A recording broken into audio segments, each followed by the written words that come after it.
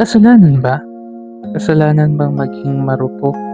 Sa tingin ko, hindi naman yung pagiging marupok. When you give chance to a person, someone special, yung sabi nila, diba, sabi nila, the more you hate, the more you love. Noon ayaw kong maniwala na the more you hate someone is yun pa yung inahal mo. Pero sa ngayon, naniniwala na ako sa taong kung sino pa yung galit na galit ka kasi may kasalanan sa'yo, yung galit na galit ka na umabot sa puntong binlock ka niya sa Facebook at binlock mo rin siya sa Facebook, in-add ka niya ulit na siya mismo nagsabing i-add mo siya pero ako naman yung nag-block sa kanya ulit, yung wala kaming communication through Facebook pero in a group chat lang and mobile phone. Siguro hindi yun sign of being marupok. For me, it's a sign of maturity.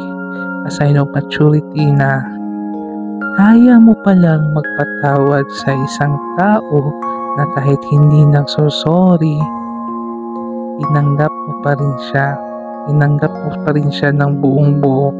Hindi yon karupukan sa tingin ko. Sa tingin ko, nagmahal lang ako ng isang tao na hindi kayang suklian yung pinapakita kong pagmamahal sa kanya.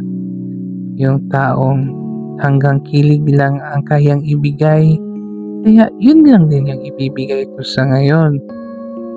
Pero pag dumating ang araw ng tao yun ay unting-unting magbabago, posible yung paano ko siya i-treat ngayon, posibleng masigit pa doon ang kaya kong ibigay at ipakita sa kanya.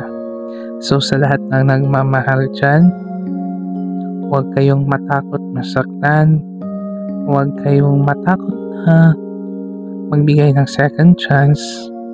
There's no room for explanation kung sino man yung nagkamali, siya ba o ikaw o ako.